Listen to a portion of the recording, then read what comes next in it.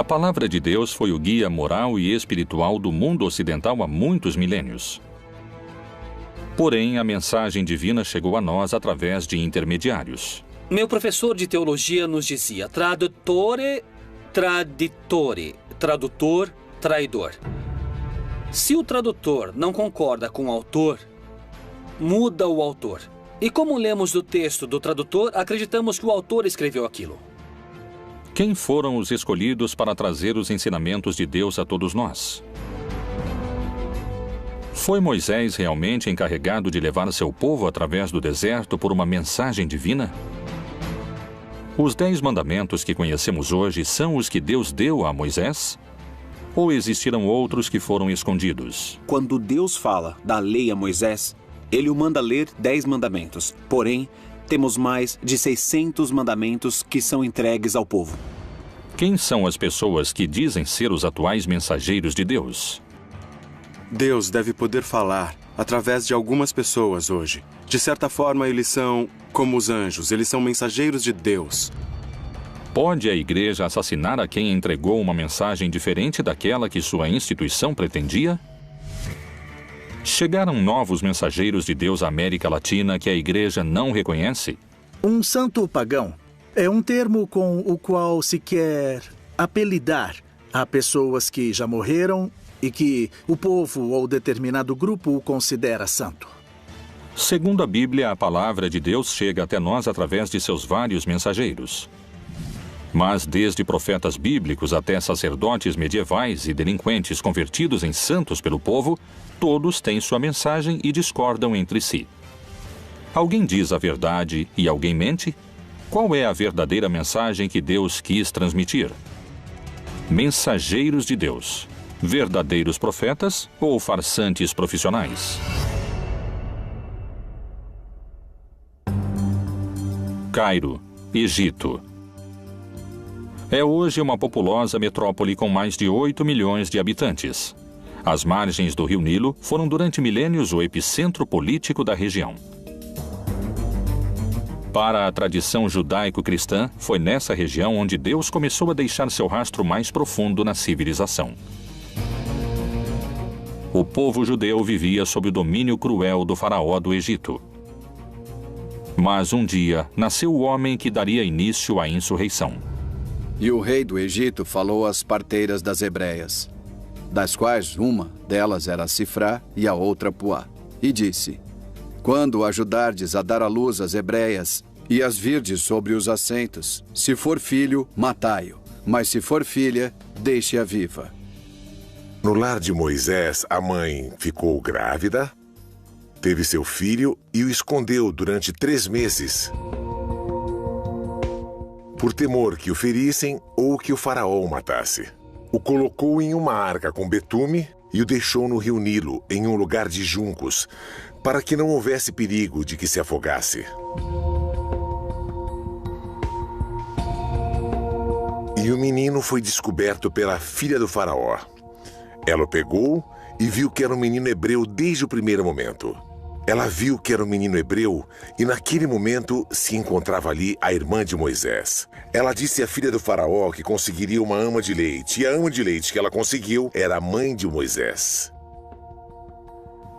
Desde as origens, tem aqueles que duvidam dos relatos da vida e do nascimento do mensageiro mais notável da história bíblica. Assim são os mitos, porque hoje você coloca um bebê em um cesto de vime e afunda, né? Acredito que se usava boias naquela época, é isso. Só que, além disso, são tão acertados os mitos, não resgata qualquer mulher, o resgata exatamente a filha do faraó, né? E permite que a mãe judia, que é outra coincidência mítica, seja ama de leite. Por que deveria ser tão importante no decorrer de sua história o fato de ser criado pela corte do faraó?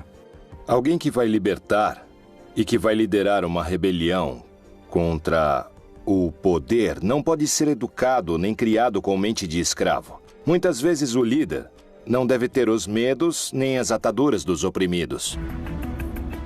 Deus escolheu um representante para que leve sua palavra em um dos momentos mais escuros para o povo judeu. Qual é a forma em que Moisés se transforma no maior mensageiro de Deus de todos os tempos? O episódio da vocação de Moisés é muito lindo porque ele está pastoreando uns animais e de repente encontra-se com uma sarça ardendo que não se consome.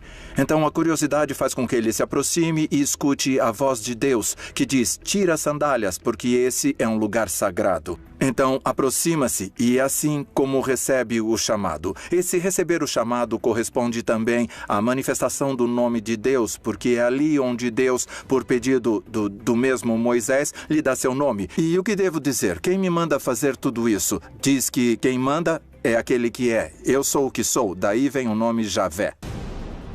Portanto, desci para livrá-lo das mãos dos egípcios e para fazê-lo subir daquela terra a uma terra boa e larga, a uma terra que mana leite e mel. Vem, agora, pois, e eu te enviarei ao Faraó para que tires o meu povo, os filhos de Israel, do Egito. O texto conta que quando Moisés se vê diante de uma missão tão terrível, ele se sente assustado, porque o que eu vou dizer ao faraó? Porque ele vai me escutar? Quem sou eu para falar com ele? E Deus lhe dá uma série de truques. O cajado que se transforma em cobra, ou que possa transformar água em sangue, como uma forma de impactar o poder dos magos egípcios. Porque desde a perspectiva do faraó, o que vemos aqui é a luta da minha magia contra a magia desse Deus Yahvé. Moisés se apresentou diante do faraó como porta-voz de Jeová. Segundo a Bíblia, a resposta do faraó foi desafiadora. Mas Faraó disse: quem é o Senhor cuja voz eu ouvirei para deixar ir Israel? Não conheço o Senhor, nem tampouco deixarei ir Israel. O faraó não aceita. Portanto, então, Deus começa a mandar castigos, ou como encontramos em algumas traduções, pragas, ao faraó e ao Egito, para que deixe seu povo ir. A praga das moscas, a praga de quando a água se transforma em sangue, a praga dos gafanhotos, a praga do granizo, entre outras. Todo o relato das pragas acontece dentro de uma estrutura que é dinâmica e repetitiva. Deus vai anunciar uma praga, anuncia a Moisés. Moisés informa ao faraó que a praga vai vir se ele não permitir a saída do povo. O faraó se nega a aceitar. Portanto, a praga chega. Quando a praga chega, o faraó solicita a Moisés que, por favor, pare a praga. Moisés volta a Deus, pede que a praga pare, Deus age e a praga para. E quando a praga para, o faraó volta a endurecer seu coração e então começa novamente o ciclo com uma nova praga. Enfim, chega a última praga, que é a que finalmente faz o faraó aceitar, é a morte dos primogênitos. Morre o filho primogênito dele e ele deixa... Depois das 10 pragas do Egito, Moisés conseguiu a liberdade do povo judeu. Guiados pelo profeta, começaram um longo percurso em direção à terra prometida, no que se conheceu como o Êxodo. Na narração do Êxodo, Moisés vai recebendo paulatinamente as indicações do que deve fazer. Moisés é alguém que vai forjar um grupo de escravos com mentalidade escrava. Vai formar uma nova nação. E por isso, dizia um comentarista rabínico, foi mais difícil tirar o Egito dos judeus do que tirar os judeus do Egito, porque a mentalidade escrava perdura. Por isso, segundo a narrativa, são 40 anos de travessia no deserto para gerar uma mudança de mentalidade. Segundo o que diz a Bíblia, diante deles, durante os longos anos que durou o Êxodo, encontravam-se guiados por Deus. E o Senhor ia adiante deles de dia numa coluna de nuvem para os guiar pelo caminho, e de noite numa coluna de fogo para os iluminar, para que caminhassem de dia e de noite. Guiado pela mão de Deus, o povo judeu tinha se libertado do poderoso faraó. Porém, e apesar da sua ousadia, agora enfrentava a morte e estava sem saída entre as águas do Mar Vermelho e as tropas sedentas de vingança pelas 10 pragas desencadeadas sobre o Egito. Quando o faraó deixou o povo de Israel sair em liberdade, arrependeu-se do que fez e os perseguiu. Quando estava a caminho, chegaram ao Mar Vermelho e aconteceu um milagre que se conhece como aquele em que Deus abriu as águas do Mar Vermelho para que o povo pudesse passar. De que forma Moisés poderia abrir as águas do Mar Vermelho? Então disse o Senhor a Moisés: Por que clamas a mim? Dize aos filhos de Israel que marchem. E tu, levanta tua vara e estende a tua mão sobre o mar, e fende-o, para que os filhos de Israel passem pelo meio do mar em seco. Quando o povo terminou de atravessar e chegou na outra margem, o faraó já estava perto deles. E diz o texto bíblico que Deus voltou a fechar ali as águas. Então morreram muitos dos que vinham perseguindo o povo de Israel. O Senhor diz: pega a vara que você traz, pega o cajado que traz, põe o cajado sobre a água e então a água teria se aberto. Em que consiste isso é um grande mistério, também não sabemos, mas algo extraordinário aconteceu a tal ponto que Israel conserva isso como uma das intervenções mais notáveis do Senhor em sua história. Segundo alguns eruditos, nos textos prévios à tradução da Bíblia, não existe nenhuma menção que faça referência ao Mar Vermelho.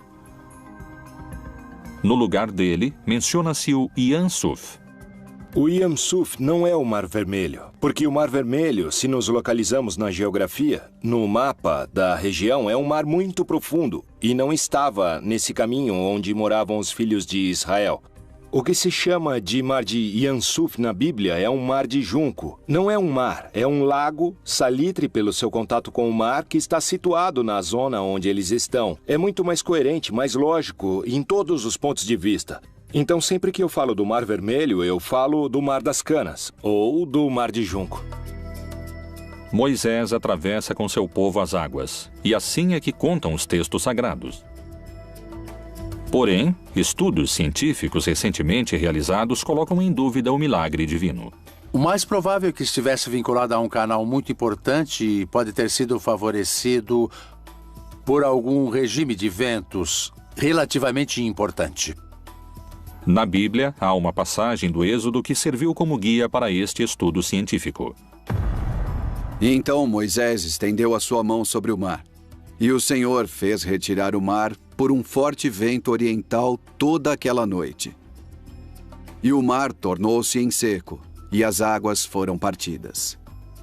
As pessoas puderam atravessar o Mar Vermelho, provavelmente numa zona muito próxima da costa, nunca pelo centro do Mar Vermelho, onde seria improvável que tivesse uma abertura, mesmo se tivesse muito vento. Se foi um fenômeno natural, então Moisés não falou com Deus? Sem dúvida, Moisés é um escolhido, um dos escolhidos mais claros, um grande caudilho escolhido pelo Senhor a realizar essa tarefa de mediação. Primeiro, na negociação com Faraó e depois de guiar o povo, tanto para atravessar o Mar Vermelho quanto na chegada à Terra Prometida, embora ele mesmo não entre na Terra Prometida. Claramente é um escolhido do Senhor para cumprir a missão. Aceitar a historicidade ou não nos relatos do Êxodo se torna um problema de fé. Novas leituras sobre o Antigo Testamento abrem dúvidas a eruditos e estudiosos sobre a forma em que Deus apresentou os 10 mandamentos a Moisés.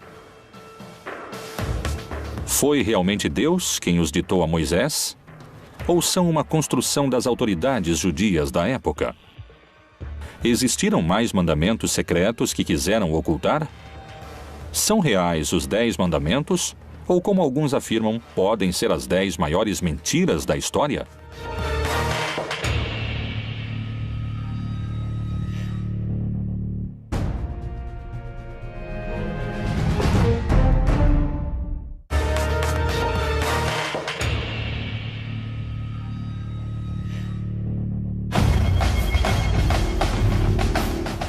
Moisés, o principal mensageiro divino, seguia em frente através do deserto guiado por Deus, levando seu povo à sua libertação. As pragas e o longo êxodo pareciam estar chegando a seu fim. Egito, Península do Sinai. O Monte Sinai é um dos maiores picos do Egito. Com 2.285 metros acima do nível do mar, é um dos lugares mais próximos aos céus na região. E é aqui, nesse cume, onde Moisés selou a aliança de seu povo com Deus. O encontro do povo com Deus se dá no Monte Sinai. O povo embaixo do Monte Sinai e acima Deus falando, mas parece que sua voz é forte. Tão forte como os trovões. Então o povo diz a Moisés, a voz de Deus nos assusta. Por que você não sobe e ele te fala aquilo que quer nos dizer e você vem e nos conta? E é assim que Moisés faz. E ali recebe diretamente as 2 tábuas da lei. De uma parte, todas as indicações daquilo que tem a ver com a sua responsabilidade de aliança, ou seja, de reconhecer a Deus e render a Deus o culto próprio de Deus, a primeira tábua da lei. E depois toda a série de indicações no que diz respeito à justiça com os outros seres humanos, a segunda tábua da lei. Os 10 mandamentos que conhecemos hoje são os que Deus deu a Moisés? Ou houve mais e foram manipulados? Quando falamos dos mandamentos da Bíblia, não há somente 10. O Pentateuco está cheio de leis. Há muitas listas de mandamentos em Números, no Levítico e mesmo no Êxodo, não é? São chamados de mandamentos ou leis, simplesmente. São propostas ou ordens que vão ser entregues a um povo e aos líderes para que possam ter uma boa maneira de viver. Rabinos que criaram a tradição judaica organizaram um sistema no qual todo o texto da Torá se traduz em 613 preceitos. Em hebraico, os chamamos de mitzvot, os quais todo judeu está obrigado a cumprir. A relação entre Moisés e Deus se repetiu em outras religiões e em outros mitos, mas com distintos protagonistas. A semelhança dessas histórias é assombrosa. Pôde Moisés ter copiado a outros profetas do passado? Moisés também pode ser um arquétipo. 500 anos antes de Moisés, Hammurabi, rei da Babilônia, subiu a montanha sagrada e o Deus Sol lhe deu a lei gravada em pedra para reger a humanidade. Não esqueçamos que Maomé também subiu a montanha sagrada, se impulsa em uma pedra sagrada. E Deus, que em árabe se chama Alá, não é outro Deus. É simplesmente a tradução da palavra Deus, só que em árabe. Lhe dá o Corão. Então, Moisés tem que fazer o mesmo que os grandes líderes para que o povo creia que essa lei foi Deus que mandou. Foram os 10 mandamentos o resultado do encontro entre Moisés e Deus? Ou isto nunca aconteceu? Os 10 mandamentos já eram lei no Egito. E o Egito vai pegar da Mesopotâmia, da Babilônia e dos assírios. Eles já tinham umas leis muito parecidas, que é uma espécie de um código de ética civil. Para que não nos matemos, para que não roubem minha terra. É quando surge a propriedade privada. Não toquem em minhas vacas. Se os mandamentos foram escritos pelas autoridades da época, o que aconteceu no Monte Sinai? Muitos especialistas afirmam que os 10 mandamentos poderiam muito bem ter sido mais numerosos, ou poderiam ter sido distintos. Qual é a versão bíblica desse encontro e a escritura nas tábuas da lei? E deu a Moisés, quando acabou de falar com ele no Monte Sinai, as 2 tábuas do testemunho. Tábuas de pedra escritas pelo dedo de Deus. Quando Moisés desce, conta a história bíblica, ele vê o povo adorando a um bezerro de ouro, mas eles chamam de Yahvé ou Jeová. Dão-lhe o nome de Deus, mas aqui o problema é que lhe deram a imagem de Deus. E um dos mandamentos é que você não deve lhe dar imagem, porque se você dá imagem a Deus, você pode controlar a imagem. E aconteceu que, chegando Moisés ao arraial, e vendo o bezerro e as danças, acendeu-se-lhe o furor, e arremessou as tábuas das suas mãos, e quebrou-as ao pé do monte. Os 10 mandamentos estão escritos em 2 tábuas, e houve 2 edições dessas 2 tábuas. A diferença entre uma e outra é que, segundo a Torá, no primeiro caso, Deus escreveu com sua própria mão as tábuas, e no segundo caso, Deus ditava e Moisés escrevia, o que nos dá lugar a pensar que ali Existe uma brecha. Meu professor de teologia nos dizia tradutore, traditore, tradutor, traidor. Se o tradutor não concorda com o autor, muda o autor. E os que lemos ao tradutor, acreditamos que o autor falou isso. Os 10 mandamentos e a forma em que foram entregues a seu mensageiro continuam sendo um mistério, e para muitos, puderam ter sido manipulados.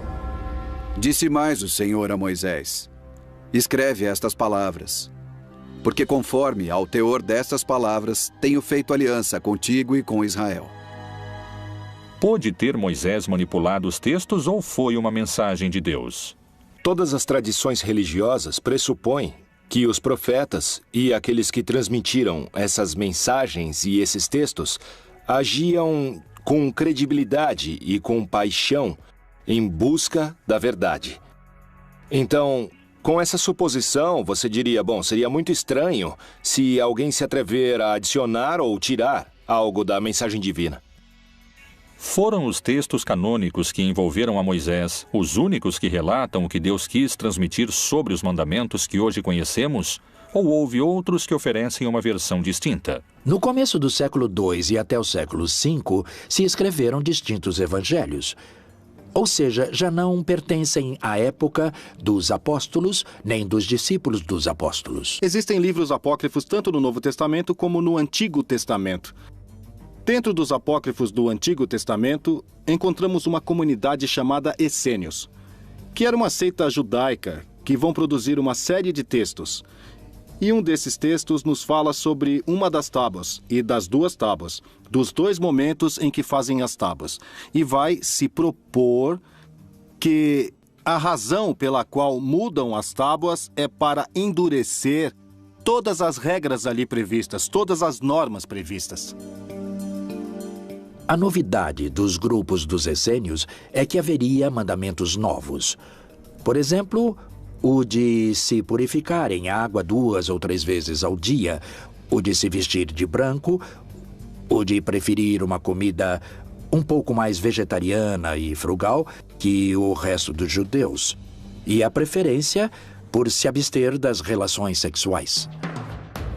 Quais foram os verdadeiros mandamentos que Deus quis deixar de legado à humanidade? Foram os 10 mandamentos o resultado do encontro de Moisés com Deus? Os mais crentes acreditam que sim. Os teólogos mais céticos sustentam que são o resultado de anos de legislação judaica. Existem pessoas que em tempos modernos juram falar com Deus como fazia Moisés. Estão entre nós os novos mensageiros de Deus?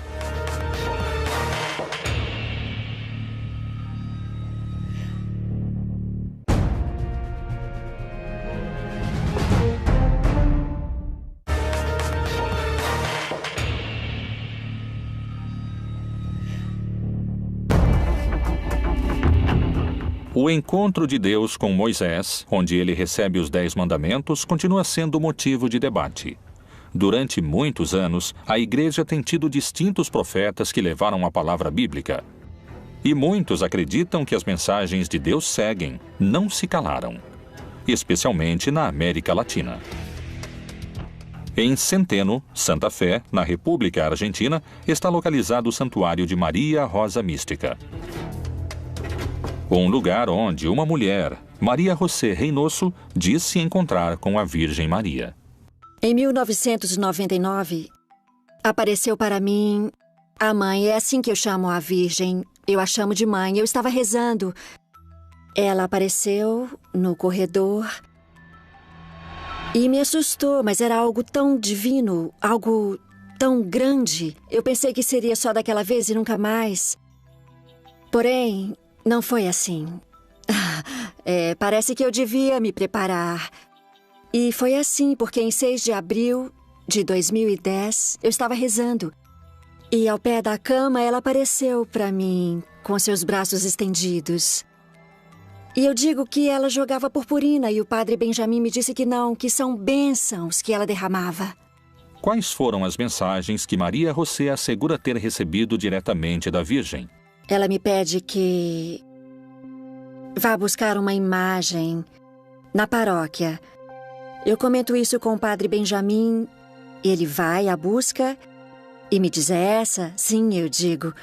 Ela pede que eu reze todos os dias o Santo Rosário e que fale sobre ela.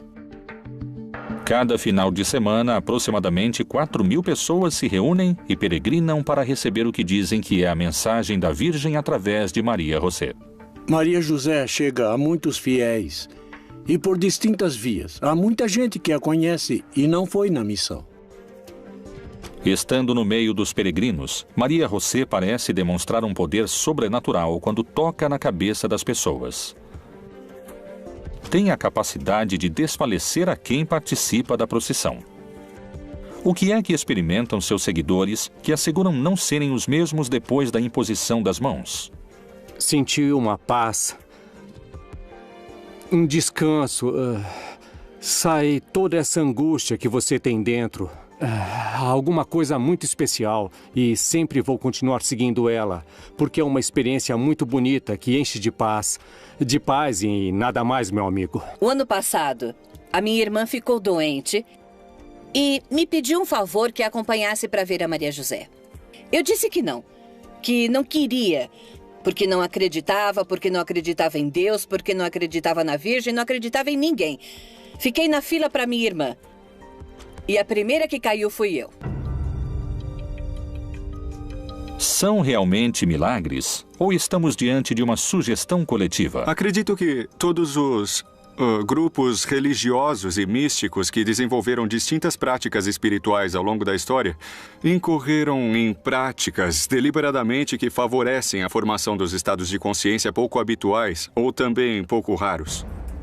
Porque surgirão falsos cristos e falsos profetas. Farão tão grandes sinais e prodígios que, se possível fora, enganariam até os escolhidos. Como e por que assegura Maria José ter esses poderes curadores? A mãe me diz em uma mensagem: aquilo que tocar sua mão tocará a minha. Ela, ao longo dos 5 anos, foi me ensinando, foi me moldando. No começo rezávamos o Santo Rosário somente. Até que um dia ela me disse o que ia acontecer. Que eu ia tocar as pessoas através dela e que iam cair em descanso. Esse descanso se chama Descanso do Espírito, onde a mãe vai cuidando de cada um deles, segundo as necessidades.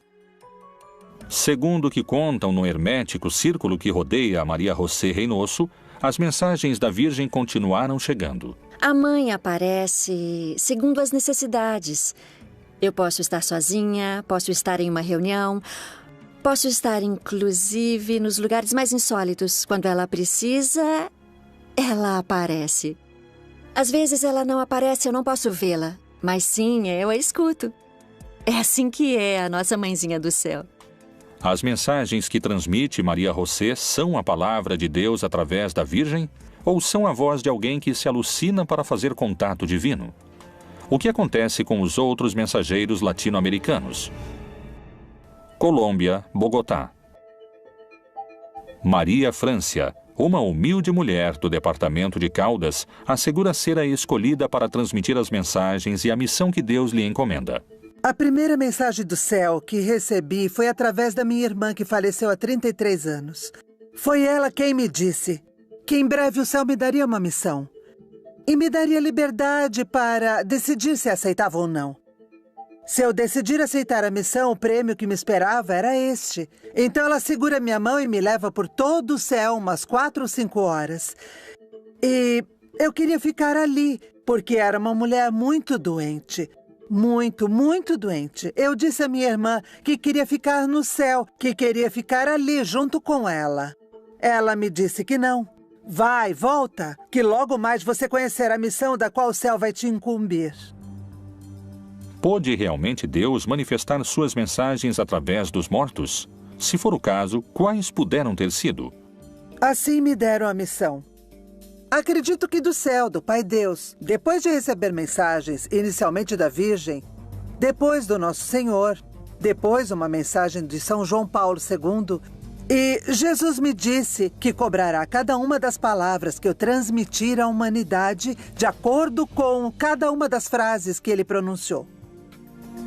Há testemunhas que asseguram ter recebido as bênçãos e os milagres que Maria Francia realiza como mensageira de Deus. já que em dezembro começou a sair uma afta na minha boca.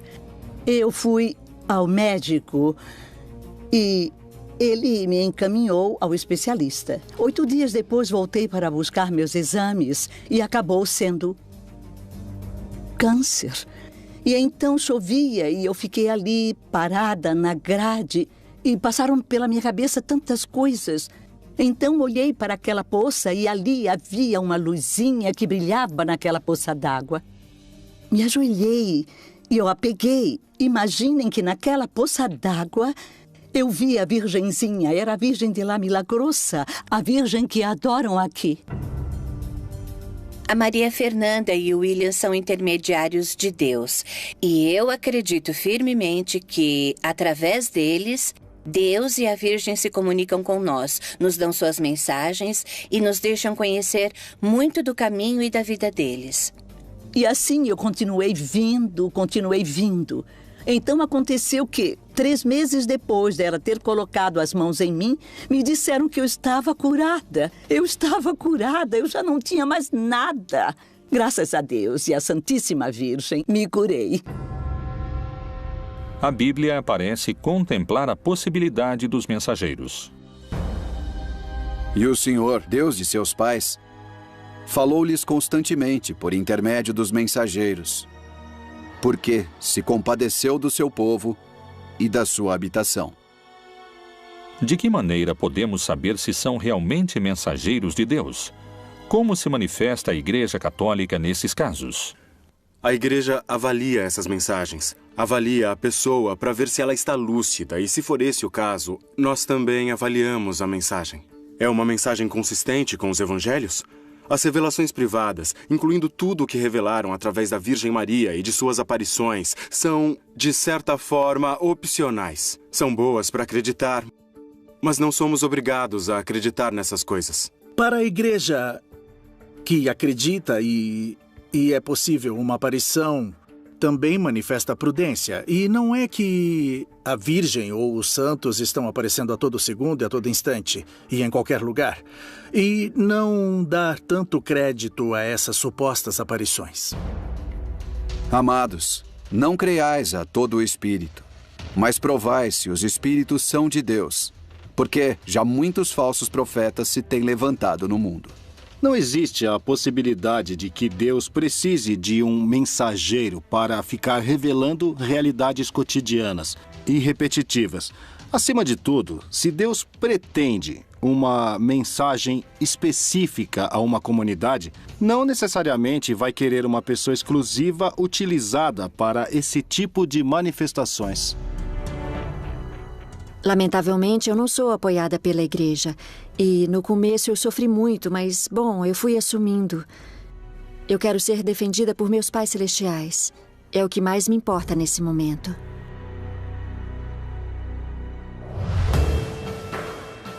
Os supostos porta-vozes de Deus propagam sua influência. Poderia ser que mude a mensagem de Deus para seu próprio benefício? Sofreram perseguições aqueles que tentaram mostrar ao mundo outra interpretação da Bíblia? Estão manchadas de sangue as mãos da igreja?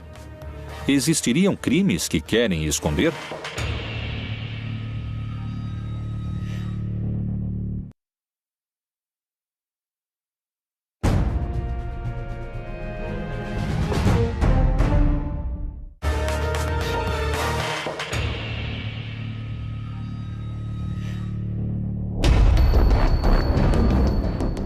Os mensageiros de Deus não só se encontram nas passagens bíblicas, mas também, como alguns asseguram, se encontram hoje trabalhando entre nós, além das páginas do livro sagrado.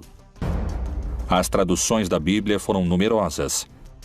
Há 450 línguas de forma completa e há mais de 2.000 de forma parcial, o que a torna o livro mais traduzido da história.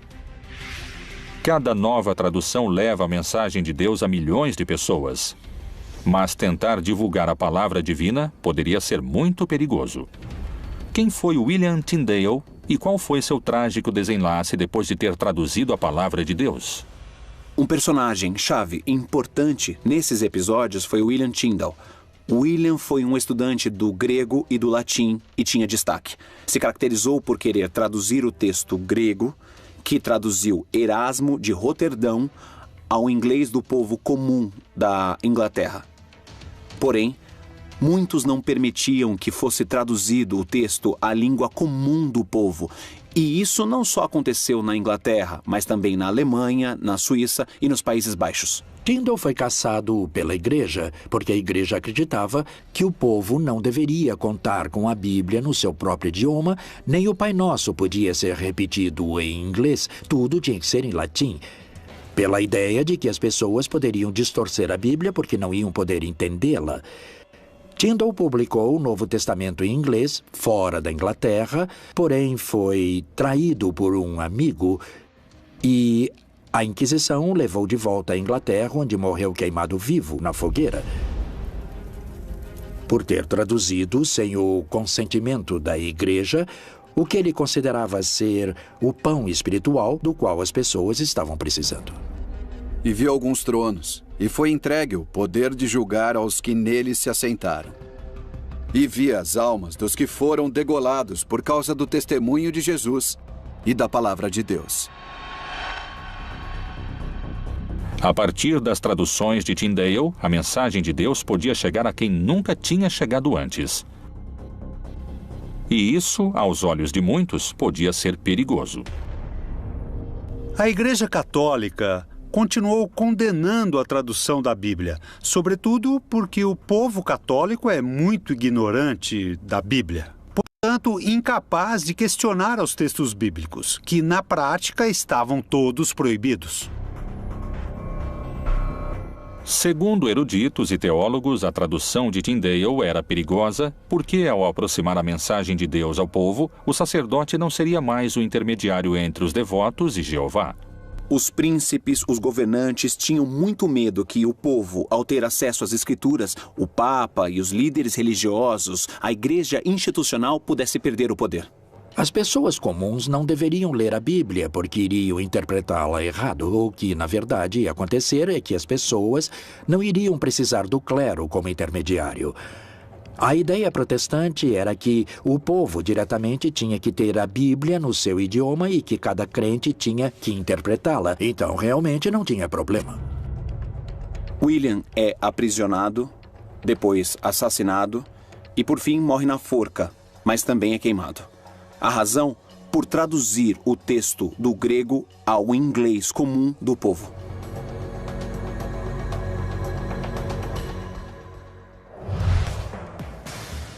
Segundo peritos, são tantos os intérpretes e as mensagens que a mensagem de Deus começa a ficar confusa. Poderia ser esse um dos motivos pelos quais muitas pessoas se inclinam a acreditar nos santos populares? Qual a diferença entre os santos e os aceitos pela igreja? Falar em mensageiros de Deus não pode se limitar à Bíblia e ao cristianismo. Criminosos, ladrões e assassinos que hoje muitos consideram como os verdadeiros mensageiros de Deus.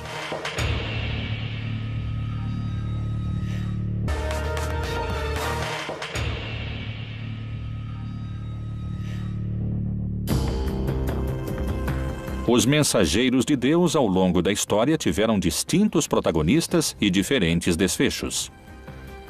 Estão aqueles que recebem mensagens da Virgem ou aqueles que traduziram essa mensagem divina com um final trágico, como é o caso de William Tyndale.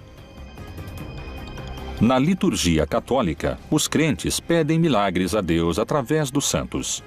Pelas distintas circunstâncias, a população recorre também a santos populares, muitos deles pagãos. Figuras que não foram aprovadas pela Igreja Católica e, apesar disso, mobilizam milhões de crentes. Na América Latina, seriam os santos pagãos vistos como os verdadeiros mensageiros de Deus? No texto bíblico, a palavra santa utilizada para as pessoas é o povo de Deus, porque era único e especial. E depois é a igreja, porque é única e especial. Não é a qualidade moral e humana da pessoa que a faz santa. Mas no contexto do Novo Testamento, é a eleição que Deus faz, que faz das pessoas. Porque eu sou o Senhor, que vos fiz subir da terra do Egito, para que eu seja vosso Deus, e para que sejais santos, porque eu sou santo. Muitos acusados de estupros, roubos e assassinatos. Os santos pagãos populares latino-americanos costumam ter um passado criminal. O santo dos narcotraficantes, o santo dos ladrões e etc., não seriam os mensageiros de Deus. Primeiro, nem sabemos se existiram. Segundo, o cristianismo não tem fetiches. O cristianismo não acredita que uma imagem ou que um objeto vai solucionar seus problemas. O interesse de Cristo está na transformação do coração das pessoas. Poderíamos pensar que os santos populares estão associados ao que seria a precarização, a necessidade, a ausência de canais institucionais para solucionar muitos problemas que eles poderiam ser atendidos sem necessidade de recorrer a forças mágicas ou sobrenaturais ou religiosas. Quem são os personagens transformados em santos populares para quem pedem milagres? México, Tijuana. Nessa região se sobressai a figura de Juan Soldado, santo patrono dos indocumentados mexicanos. A figura de Juan Soldado só tem sentido como todos os santos populares a partir da sua inscrição numa história social particular.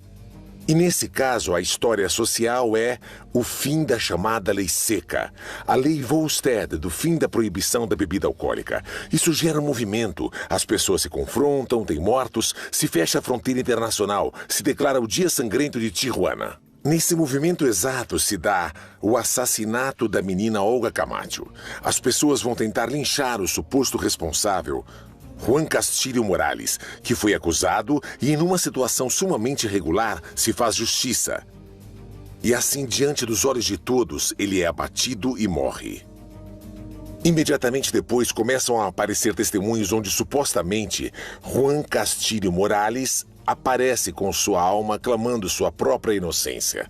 Então, as mesmas pessoas que queriam linchá-lo começam o processo de santificação. Mas quais seriam os motivos pelos quais se transformam em santos esses personagens que parecem estar tão afastados da palavra do Senhor?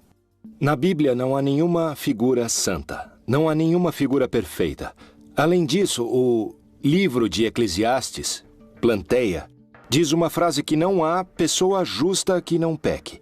E nós vemos os defeitos de Abrão, de Moisés, de cada uma das figuras mais sagradas. São seres humanos que, na sua procura por se encontrar com Deus, por cumprir sua missão com seu destino, tropeçam, caem e encontram o seu lugar no mundo.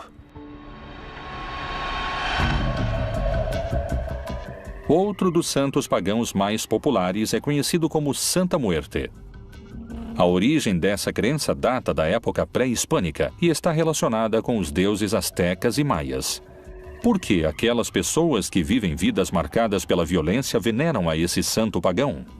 O culto a Santa Muerte nasce de uma contínua exposição a perder a vida. Pensa-se que o dono da vida é a morte. Então eu o adoro, eu lhe peço para não perder a vida em um contexto de violência e de morte. O culto à Santa Morte é um culto onde se misturam cultos típicos da violenta realidade carcerária que tem a ver com a manipulação de ossos, de cadáveres em determinados momentos rituais. Essas pessoas que provêm de setores populares levam a religiosidade dos setores populares também às cadeias. E nas cadeias se mistura com outro elemento também importante, que é o elemento da violência. E para fazer a diferença entre o santo e o profano, e entre o imundo e o limpo. A Santa Muerte é um culto aberrante e contraditório desde o ponto de vista católico. Não só não são mensageiros de Deus, são um perigo para quem entra nessas práticas e para quem se incorpora às filas dessas pseudo-religiões. Por que esses santos são venerados cada dia por mais pessoas se seu passado se relaciona com a violência e a morte? Os santos pagãos respondem a essas necessidades específicas das pessoas porque sempre há pobreza, sempre houve injustiça econômica. em todos os povos. Então, esses personagens e esses outros líderes alternativos vão dizer: venham, há um lugar para vocês se nas suas igrejas, nos seus governos e nas suas sociedades e nas suas famílias não aceitam vocês, nós sim aceitamos. E é claro que as pessoas vão responder a isso. Ocupariam os santos pagãos lugares de contenção que outras instituições não souberam atender? Seria essa uma forma plebeia e rebelde de se comunicar com Deus, na qual o povo estabelece seus próprios mensageiros?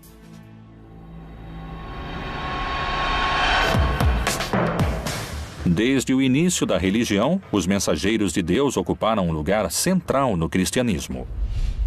Realmente Moisés falou com Deus, ou pode ter formado parte de uma construção necessária para doutrinar o povo? Existiriam na atualidade pessoas que são portadoras da mensagem de Deus? A Igreja Católica procura difundir a palavra de Deus, ou alguns na instituição adaptam o sentido da Bíblia à sua conveniência? Os Mensageiros de Deus, outro dos mistérios da Bíblia Proibida.